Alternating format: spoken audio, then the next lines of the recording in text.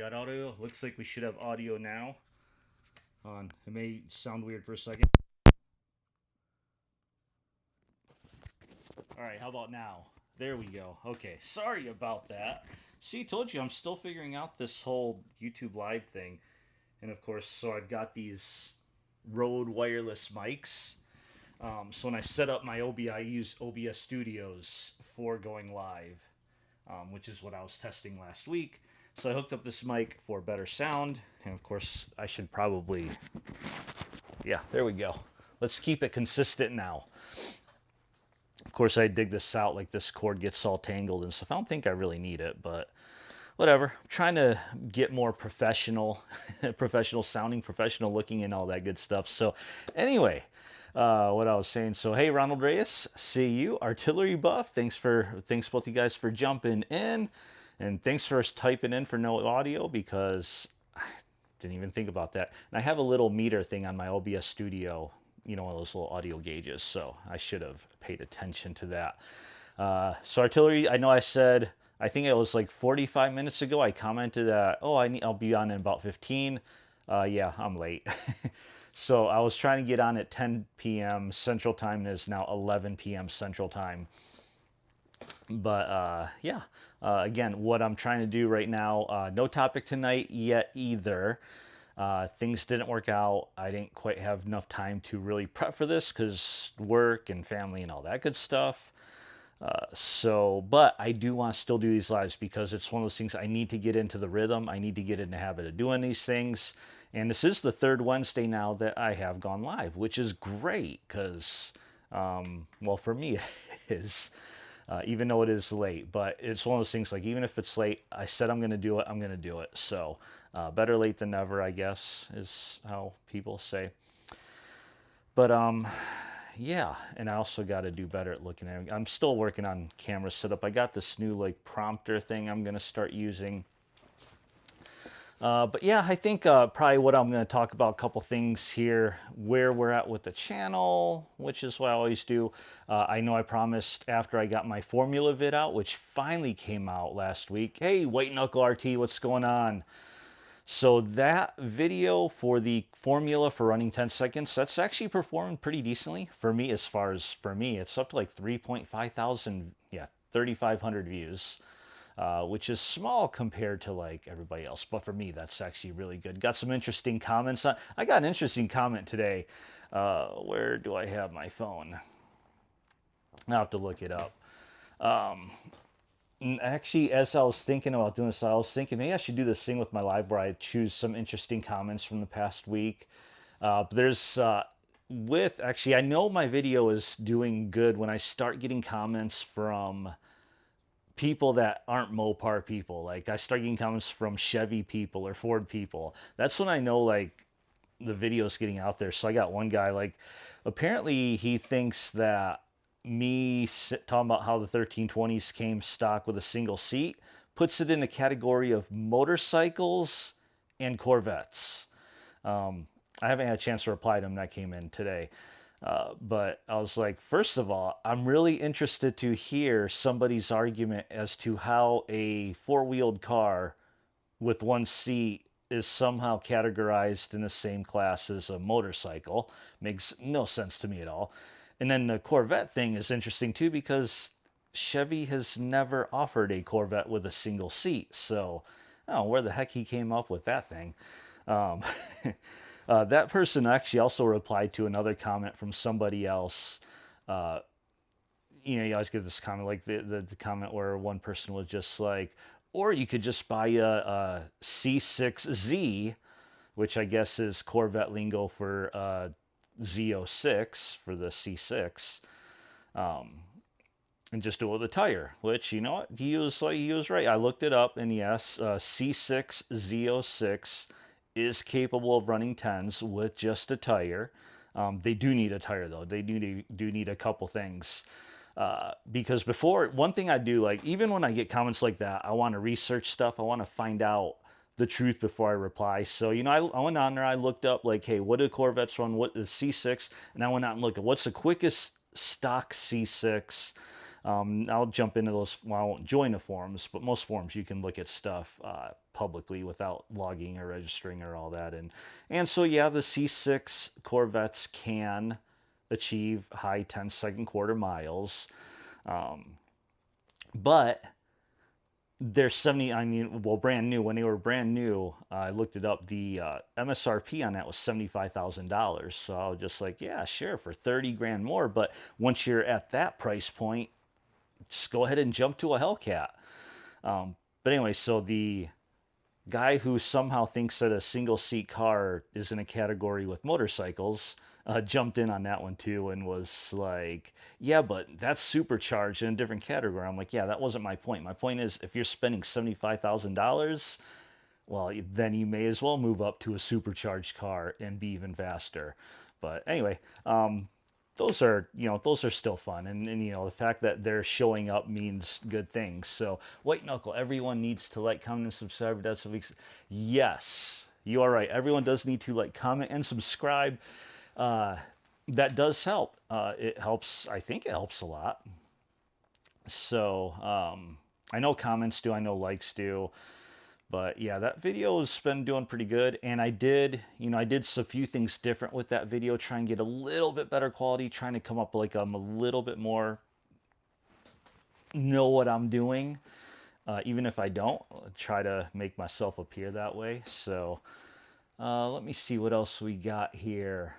I feel like there's some other comments in there that were pretty interesting. But yeah, so anyway, after that, I said I have my Orlando Modern Street Hemi shootout video, which I have all the footage from, but I had to spend this last weekend working on taxes because, that's always fun. But yeah, I'm trying to get the taxes done for next week, although does it really matter with what's going on? Um, yeah, I guess I still need to do that. So instead of working on a video, that's what I was working on this past weekend. So it's probably going to be this weekend. For the Orlando MSHS. Even though that was now a month ago that happened, I still got to get that out.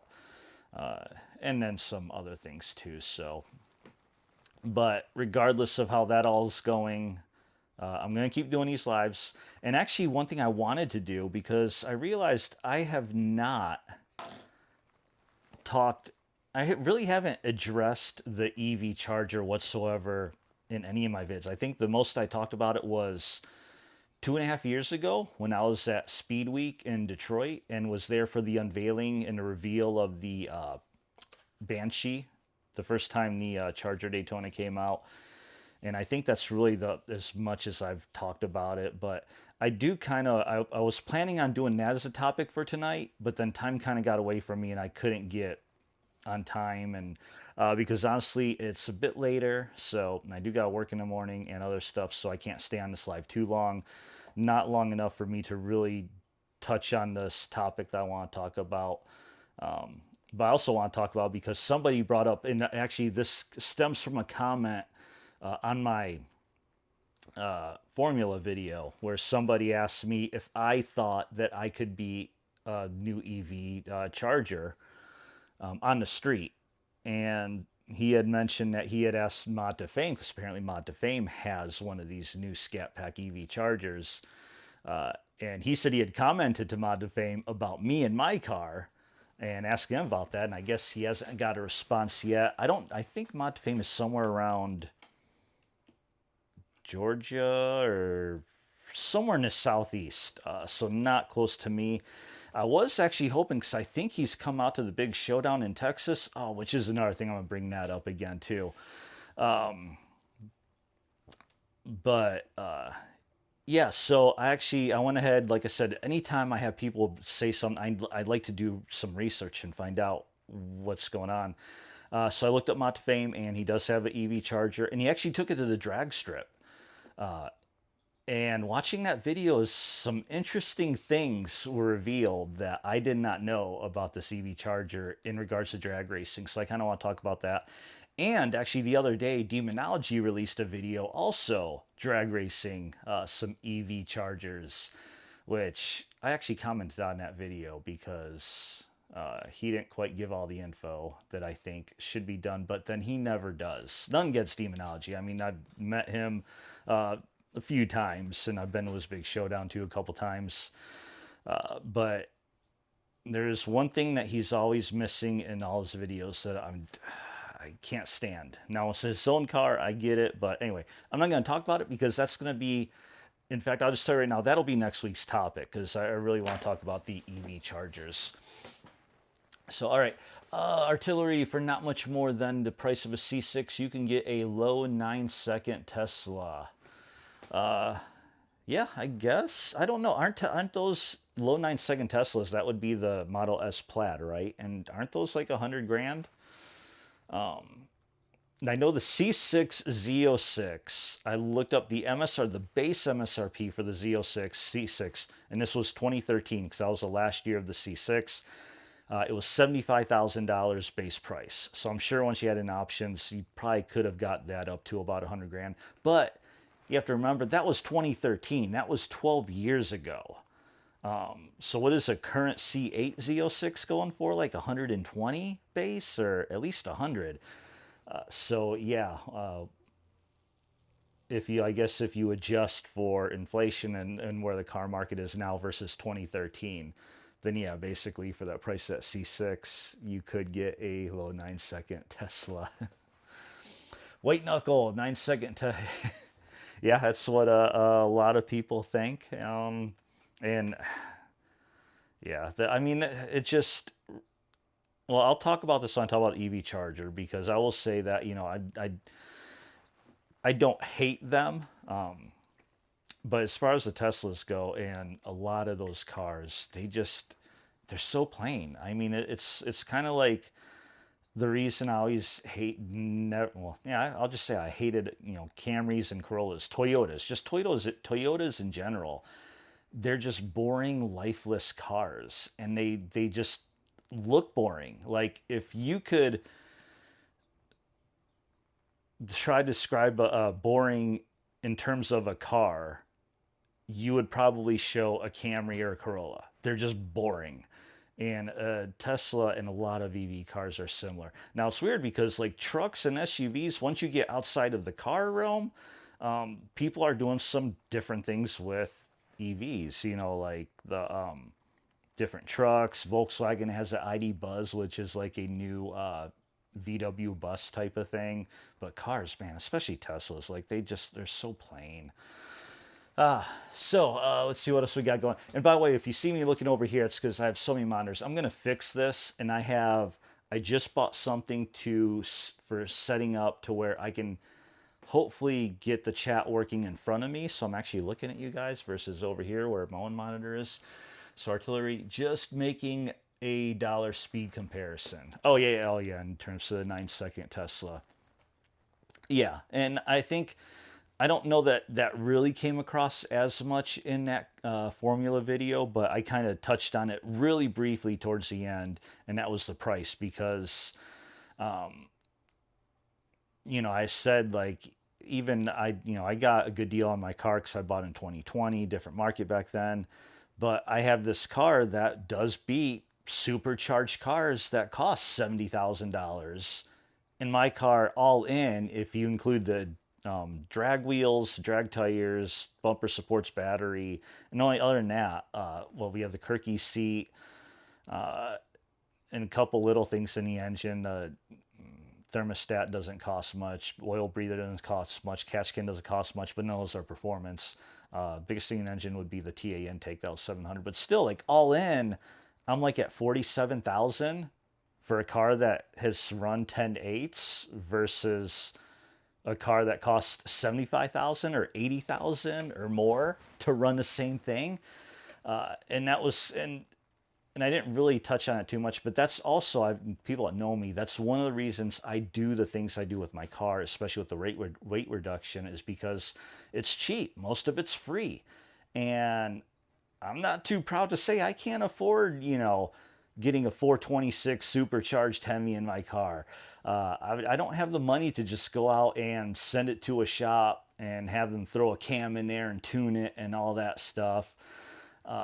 And that's okay. I don't care. I mean, some people make this big deal over like, oh, you're poor. You can't, you're just too poor to afford this good. I'm like, who cares? doesn't even matter because and then some people get on my ears. Like there's a couple people are like they're pretty cool and I met them and they're awesome people, but the tin can thing just sometimes gets a little like I get over it sometimes because some people say it with a tone of like, oh, you're just cheap or whatever. But anyway, that's also personal issues I think I have about that. But that's me rambling on for stuff. Artillery local dealer cannot give the chargers away. Yeah, I've heard they got some crazy incentives on those things, which is not surprising. Really isn't. And I think Dodge majorly dropped the ball on that car. And it's like I don't have a problem with them having that car, but they needed to have other things and they needed to come out with it differently than they did. And they just they dropped the ball so bad. And again, and actually I'll write that on my list for next week because again, we will get into that next week. What else we got? What we got going on? Let's see. Do we have any other interesting comments, man? Actually, I do like talking about these comments because sometimes there's some comments I get, and I'm just like, they amp me up sometimes. Like I want to reply right away, but oh, that actually reminds me, artillery. I just noticed because you capitalized tin can. People capping on tin can are just envious, jealous. Yeah, I guess so. I mean, it's they're not willing to do stuff like that. They're not willing to go the extra mile or take the extra step. And I actually did get one good comment from someone that was basically like talking about the things I did and saying how he saw some old school racer tricks in the stuff that I did, and I can see that because some of the stuff is just shorter serpentine belt to bypass an AC may not make that much of a difference, and I don't know that it really did, but maybe it did a little bit. I don't know. But just stupid little things.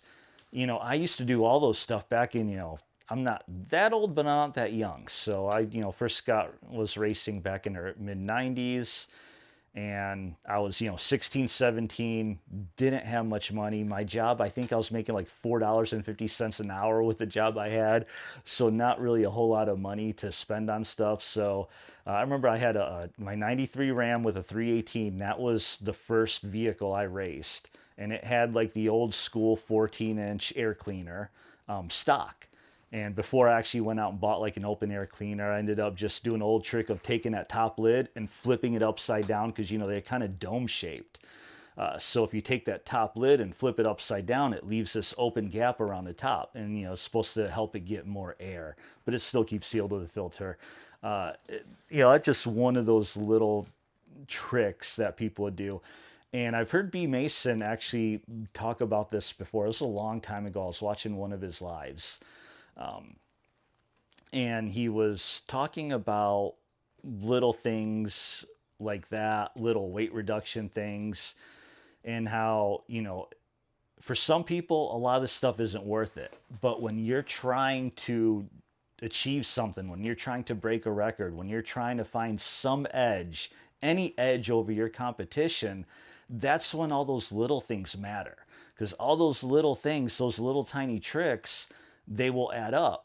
And the person who's going to win is the person who's willing to do all those crazy little things. Which I think that was probably one of the first early on vids or lives that I saw B Mason. So he got a lot of respect from me when I heard him talking about that because that is so true. And that's that's something I've found with when I was racing my old Rams. They always got talked about. They were always they were always the quickest Rams, period. I never had issue beating other Rams and all that. 93 Ram, oh, I had so much fun with that, beating Mustangs especially.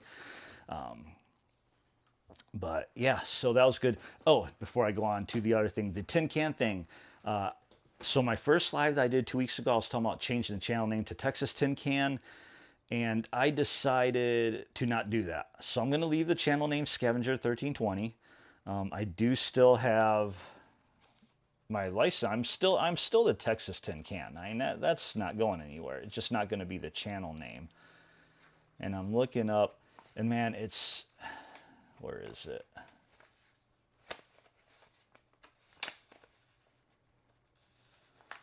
It was quite a while actually since the last time.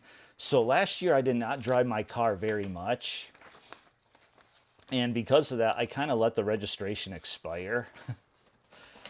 And one thing I found out the hard way here in Texas, so this is my new license plate. It's actually not new, it's the same one. I have a paper copy because I didn't renew my plate within, I guess, 60 days, either 60 days or 90 days.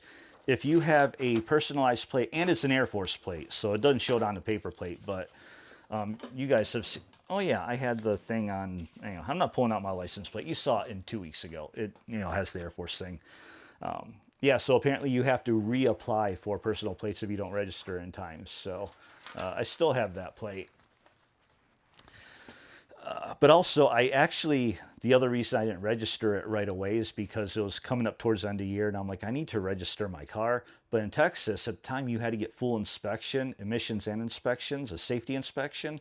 And I knew they had just changed the law that would get rid of safety inspections altogether completely, except in populated counties where you wouldn't have a safety inspection, but you would still have emission, which is great because before, like the last time I had my car inspected, I actually had to throw my windshield wipers back on really quick for them to inspect it. They wouldn't pass me without it. And then, of course, I took them off right away. But now they don't care about that. Their job isn't to inspect about tinted windows or missing horns or windshield wipers. The only thing they have to check is plug the OBD in, make sure your emissions is working, and that's it. So I did I actually made a video. I haven't released it yet, but it's just for Texas people because people in Texas have questions about the whole difference of the new law with inspections versus emissions. So I'm releasing that. I don't know if I'm going to do it on this channel or my second channel since it's really more Texas specific and car related, obviously, but not really for my channel. All right, let's see. Artillery Buff built and raced your first car in 1977. Great year, by the way. It's the year I'll age myself. That's the year I was born, 1977. Totally gutted early incantation with a 440 727 8 3/4 with 538 gears and huge Goodyear slicks. 538 gears, man, that is tall. I remember with my 93 Ram, it had 355 gears from the factory. And one of the first things I did with that is I went and got 410s put into it. And man, that going from a 355 to a 410, of course, that was a 5-speed, 4-speed plus an overdrive transmission. I forgot the designation, 80 RE, 80 FRE, or I can't remember now. It was so long ago. But also it was a 318 Magnum. It was a Magnum line engine, but it was only rated like 245 horsepower, I think. But that sounds like an awesome setup right there. And I love the huge Goodyear slicks. See, we can register our vehicles for 5 years at a time in Arizona. No smog or safety either in my county. Oh man, that is nice.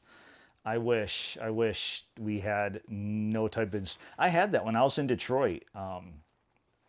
Now, long time ago, they did have emissions in Michigan, and they had the kind where they actually hooked up the sniffer. And then I forgot if it was late 90s or early 2000s, they just completely did away with everything. No emissions, no inspections, nothing. That was so nice. But I'll say, registering for 5 years, oh man, that would be so awesome. I wish I had 5-year registration. Here we have 1-year registration, except on brand new vehicles. Brand new, when you buy it straight out of the dealership, you get 2 years. So at least that's nice, which I think part of it too is, they wanted cars to be inspected every year. Of course, not without inspection. But a brand new car obviously doesn't really need to be inspected. So at least we have that. We don't have RV inspect. Well, I think depends on the age of your RV. You don't need inspected, but my RV travel trailer is a 21, and so far every year I can renew that without getting any kind of inspection. So that's nice. All right, let's see where we're at. 26 minutes. So we're probably going to take this up to 30 minutes max because it's getting close to 11:30 here. So probably a few more minutes, and then we'll jump off for this week.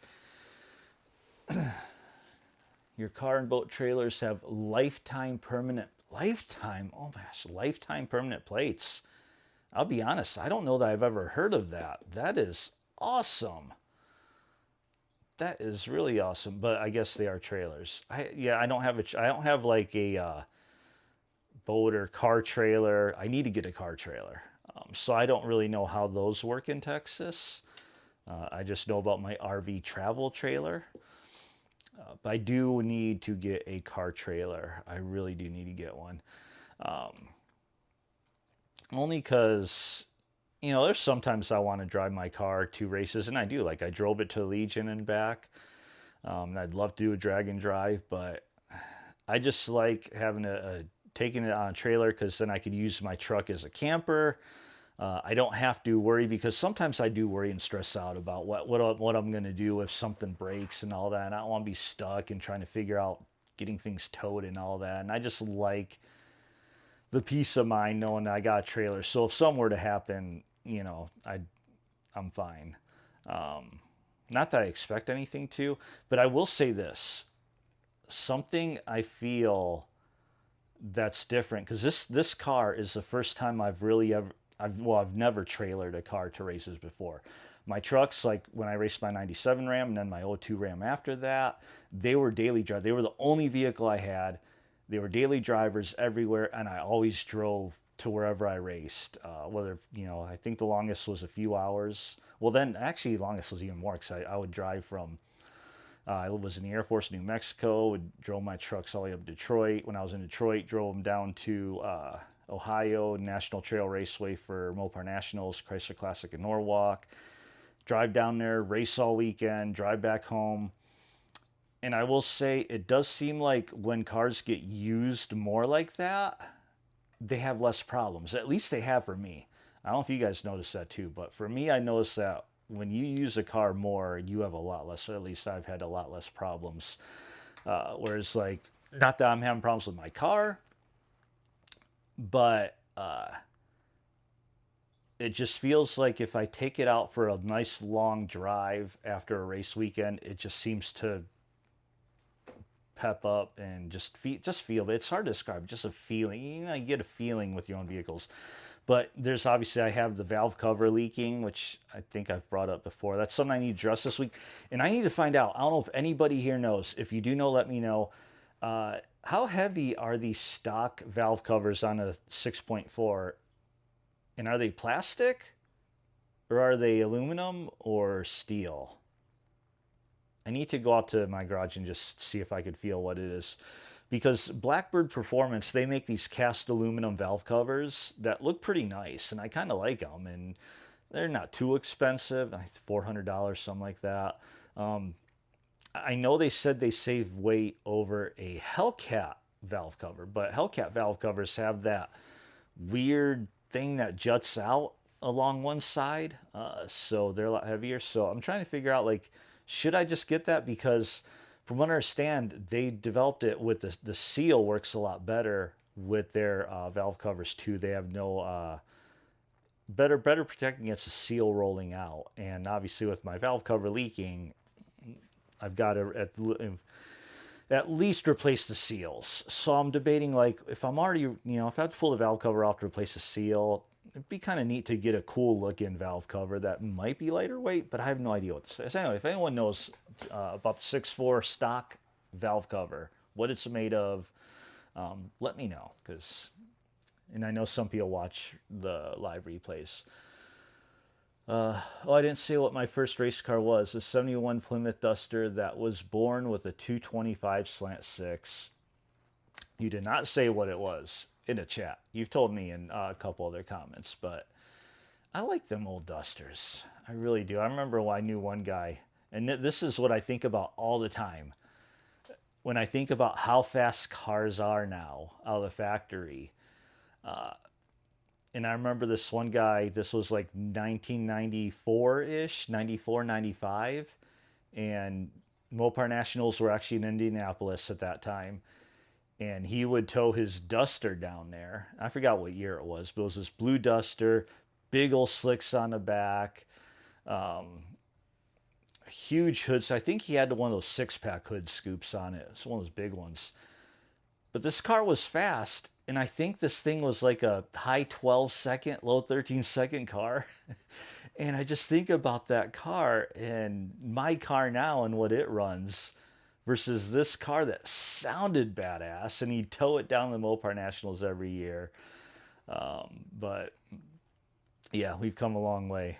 But 225 slant six, I do like that engine. I actually would not mind having an old car with a 225 slant six. Obviously not for racing, but I just think that's a really cool engine. They look good. They look cool. And from what I heard, I remember, I was around a lot of Mopar people growing up, and everybody always said how the 225 slant six was one of the best engines ever made, and that they never had problems, they never broke down. And then a rumor that I heard, I don't know how if there's any truth to it, they say that supposedly Chrysler discontinued the slant six because they weren't making any money off replacement parts because they just never failed, which is pretty dang awesome. But also tells you, everything's built to fail because companies want to make money on repairing and getting you to buy new stuff. CVU artillery, they're indestructible. That's what I've always heard about them slant sixes. And then there's one person on Instagram, Mopar Girl 80. It's anyway Mopar. She has a in 1980, I think, Dodge Aspen, old beater. She calls it the shit box. It's a I actually kind of like that car, but she has a slant 225 slant six in that car, and it's a pretty awesome engine. And it's funny because once in a while she'll go off on a rant because she'll keep getting comments from people saying she needs to put a 440 in there or something else, and she's like, no, it's her daily driver and she'll slant six. And I'm just like, you people don't know what you're talking about. And she's not racing this thing, she only get 440. And she has like a airbrushing thing on the car too, which is pretty cool. So anyway, yeah, check that car out if you're into all that stuff. So anyway, I'm a bit past my 30-minute mark now, so yeah, I'll just wrap it up. Next week, I will have a topic. Next Wednesday, I'm going to be talking to all EV charger stuff. There's some things I want to talk about. One other thing, if you watch this, I don't know if I'm allowed to show clips of other people's videos in my live stream, because I don't know if there's they could take issue to that or not. I need to find out. Maybe I'll just share screenshots at least, because I want to reference couple of videos I said from Mod to Fame and Demonology where they raced the EV chargers. But yeah, so that'll be next week's topic. And I'd like to make these an hour long, and I would like to get on at 10 o'clock Central. But even if I'm late, like I am today, I will jump on, whether it's late or not, because I'm going to do this every week. So again, I apologize to everyone that was expecting me on time this week. Artillery, I know you were looking in on that, so sorry about not jumping in. I promise I will get better at this. So yeah, thanks everyone for jumping. Appreciate it. Like, comment, subscribe, all the good stuff that I always say. And I will see you here next week, and then eventually at a drag strip again. Oh, one last thing, I almost forgot. I want to say this. I was supposed to race this Saturday, the big showdown, Demonology's big showdown at Texas Motorplex, but he canceled it. And he canceled it without telling anybody. Like, all of a sudden, there's been no word about the big showdown. Haven't heard anything, and I think 2 months ago, he posted something about getting sponsors for it. And then all of a sudden, Texas Motorplex, I looked at their schedule, and it was no longer on their schedule. And then just the other day, he posted the Big Showdown 6 in North Carolina in September. And I'm like, what happened? And I think B5 Beast 422, he's got the turbocharged Scat. He commented Demonology, like, so did Texas Motorplex get canceled? And Demonology said, yeah, we moved it to North Carolina. Which it would have been nice for Demonology and Dogmaster and them to kind of say, like, hey, we canceled Texas Motorplex, because as of like 3 or 4 days ago, I thought I was going to Texas Motorplex this Saturday for the big showdown. And it's like, had I not, if I didn't actually see his stuff online or look at if I didn't happen to look at the Texas Motorplex schedule, I would have been gearing up and getting ready to go Saturday. So if you schedule something, keep people informed. That's all I asked. Either way, there is a race on April 26th at Texas Motorplex down memory lane, kind of like a streetcar showdown in memory of TJ Bailey, who I talked about in that one video. So I am going to race April 26th, Saturday evening. We'll see how many I get because it's looking like it's going to be a packed, busy event, which usually when they're packed, busy events at Texas Motorplex, that means maybe a couple runs. Hopefully it's going to be more than that, but we'll see. So anyway, here I am. I'm like, I need to go. And then I think of something else I need to talk about and go. But now I really need to go. So thanks again, and I'll see you guys next week.